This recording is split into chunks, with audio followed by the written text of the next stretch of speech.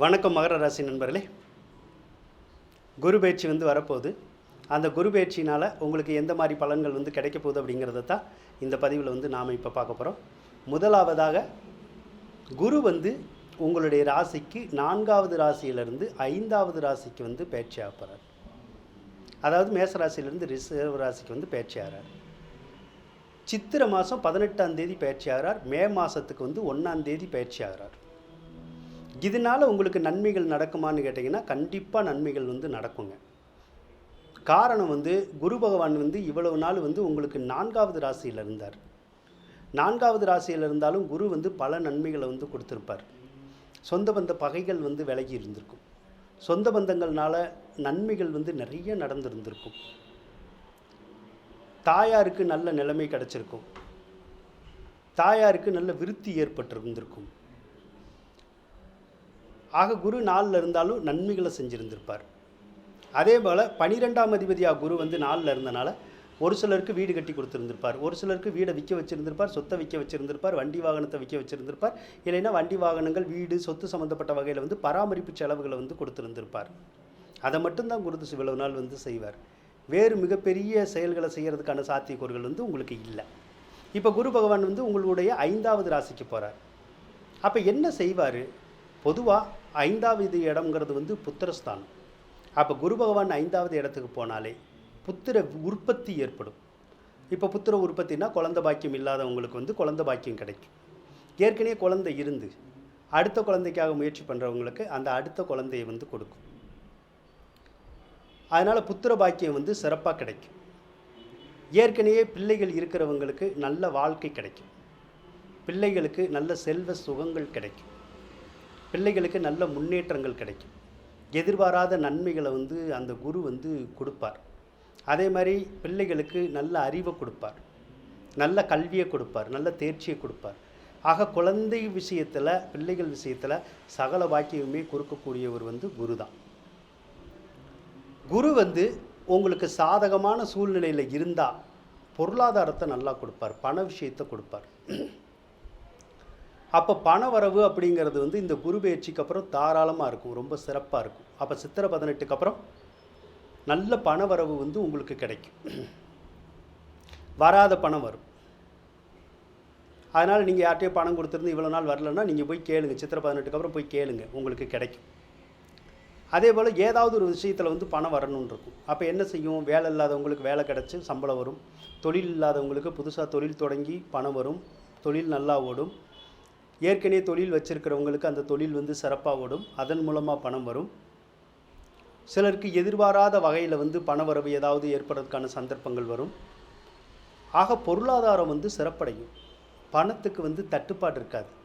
நல்ல செல்வமும் செல்வாக்கியும் கூட போகும் நேரம் அப்படின்னு இதை சொல்லலாம். அதனால் இனிமேல் பணப்பிரச்சனை அப்படிங்கிறது உங்களுக்கு இருக்காது. பணம் சம்மந்தப்பட்ட கவலைகள் இருக்காது. அதே மாதிரி கடன்கள் உருவாகாது. கடன்கள் இருந்தாலும் அந்த கடன்கள் எல்லாம் அடைபடும். கடனுடைய டார்ச்சர் எல்லாம் நமக்கு குறையும். அப்போ பொருளாதார சம்மந்தப்பட்ட விஷயங்கள் உங்களுக்கு ரொம்ப நல்லா இருக்கும் அப்படின்னு நம்ம சொல்லலாம். குரு பகவான் நகை நட்டுக்களுக்குடைய கிரகம். அப்போ நமக்கு நகை நட்டுக்கள் சேர்த்து வைக்கிற மாதிரியான ஒரு விஷயங்களை குரு கொடுப்பார். அதே போல் குரு சாதகமாக இருந்துச்சுன்னா, இப்போ இருக்குது, சாதகமாக தான் இருக்குது. இந்த மாதிரி இருந்துச்சுன்னா உங்களுக்கு இந்த லாட்ரி ரேஸு சூதாட்டம் ஷேர் மார்க்கெட் இந்த மாதிரிலாம் சொல்கிறோம்ல, அதுலாம் ஏதாவது நல்ல ஆதாயங்கள் கிடைக்கும். நன்மைகளும் உங்களுக்கு கிடைக்கிறதுக்கான சாத்தியக்கூறுகளை அந்த குரு செஞ்சு கொடுப்பார். கோர்ட்டு கேஸு வம்பு வழக்குகள் இருந்தால் அதெல்லாம் நமக்கு சாதகமாக வரும். பேங்க் மூலமாகவோ நிதி நிறுவனங்கள் மூலமாகவோ நமக்கு நிறைய ப்ரெஷர் இருந்தால் அதெல்லாம் நமக்கு குறையிறதுக்கான சாத்தியக்கூறுகள் இருக்கும். ஆக இந்த குரு பயிற்சி அப்படிங்கிறது சகல செல்வத்தையும் உங்கள்கிட்ட கொண்டு சேர்க்கக்கூடியது தான் அது. அதே போல் ஒரு சிலர் நல்லா தெரிஞ்சுக்கங்க, இது அது பணத்தை கொடுக்கக்கூடிய கிரகங்கிறனால ஒரு சிலர் கோடி கோடியாக கொட்டும் அப்படின்னு சொல்லுவாங்க. அந்த மாதிரி கோடி கோடியாக கொட்டுங்கிறத நீங்கள் நம்ப வேண்டாம். கோடி கோடியாக கொட்டாது. ஆனால் பணவரவுக்கு பிரச்சனை இருக்காது. நமக்கு தேவையான அளவு பணம் கிடைக்கும். அப்போ பொருளாதார சீராக இருக்கும். அதுதான் உண்மை. சரிங்களா? சரி. அதே போல் குரு பகவான் கல்விக்குடைய கிரகம். நல்ல கல்வியை கொடுக்கும். நமக்காக இருந்தாலும் சரி தான், நம்ம வீட்டில் உள்ள பிள்ளைகளுக்காக இருந்தாலும் சரி தான். கல்வி சிறப்பாக வரும். நல்ல மதிப்பெண்கள் எடுத்து பாஸ் பண்ணுறதுக்கான சாத்தியக்கூறுகள் வந்து கிடைக்கும். அதே போல் குரு தான் சுபகாரியங்களுக்குடைய கிரகம். மங்களகரமான காரியங்கள் நடக்கிறதுக்கு குரு தான் காரணம். உங்கள் வீட்டில் ஏதாவது பிள்ளைகளுக்கு காது குத்து வைக்கிறதா இருந்தாலோ, மொட்டை அடிக்கிறதா இருந்தாலோ, வேறு ஏதாவது சடங்குகள் செய்கிறதா இருந்தாலோ, திருமணங்கள் செய்கிறதா இருந்தாலோ, அந்த காரியமெல்லாம் ஈடேறும். அதெல்லாம் தாராளமாக செஞ்சுக்கலாம். அப்போ உங்கள் வீட்டில் ஏதாவது விசேஷமெல்லாம் ஈஸியாக நடக்கும். ஒரு சிலர் வந்து வீடு கட்டி பால் காய்ச்சி போகிறதுக்கெல்லாம் வாய்ப்புகளை வந்து கொடுக்கும். அதே மாதிரி பல திருவிழாக்களில் வந்து உங்களை வந்து கலந்துக்க வைக்கும். கோவில் சம்மந்தப்பட்ட விஷயங்களில் வந்து நன்மைகளை கொடுக்கும், மகிழ்ச்சியை கொடுக்கும். அதனால் இந்த குரு மிகப்பெரிய யோகத்தை கொடுக்கக்கூடிய ஒரு நிலைமையில தான் இப்போ வந்து உங்களுக்கு போக போகிறார். சரி, அடுத்து குரு பகவான் வந்து உங்களுடைய பாக்கியஸ்தானத்தை வேற பார்ப்பார். 5வது இடத்தை பார்ப்பார். 5ஆம் பார்வையாக 9வது இடத்தை பார்ப்பார். அப்போ 9வது இடங்கிறது பாக்கியஸ்தானம். அப்போ எதிர்பாராத நன்மைகள் வந்து நமக்கு கிடைக்கும். பூர்வீக சொத்துக்கள் வந்து கைக்கு கிடைக்கும். தந்தை வழி உறவினர்கள் வந்து ரொம்ப சிறப்படைவாங்க. வெளிநாடு சார்ந்த நன்மைகள் கிடைக்கும்.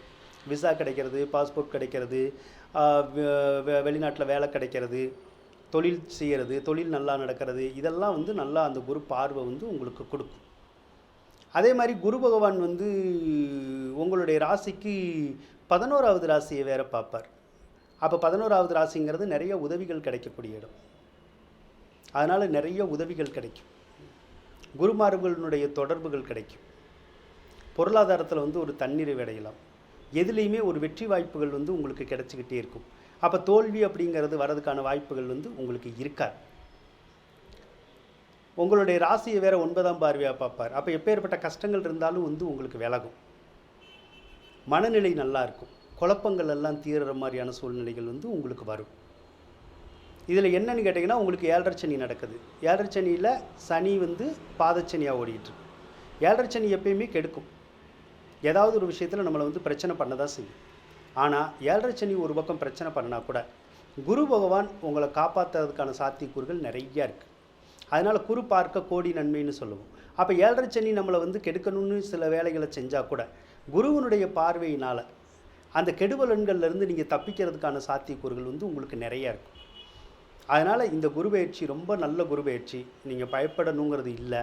7.5 சனி இருந்தபோது உங்களுடைய லைஃப் வந்து ரொம்ப நல்லா தான் இருக்கும். பயப்பட தேவையில்லை. இதோட தசாபுத்தியும் நல்லா இருந்தால் கண்டிப்பாக உங்களுடைய வாழ்க்கையில் வந்து ரொம்ப சிறப்பாக தான் இருக்கும். ரொம்ப யோகமாக தான் இருக்கும். அதனால் மகர ராசிக்காரவங்களுக்கு சர்வ யோகத்தையுமே இந்த குரு பயிற்சி கொடுக்கும் அப்படின்னு சொல்லி கூறிக்கொண்டு விடைபெறுகின்றேன். நன்றி, வணக்கம். மகர ராசிக்காரவங்களுக்கு இந்த வீடியோ பிடிச்சிருந்தால் லைக் பண்ணுங்கள், ஷேர் பண்ணுங்கள், மறக்காமல் சப்ஸ்கிரைப் பண்ணுங்கள். நன்றி மகர ராசி நண்பர்களே.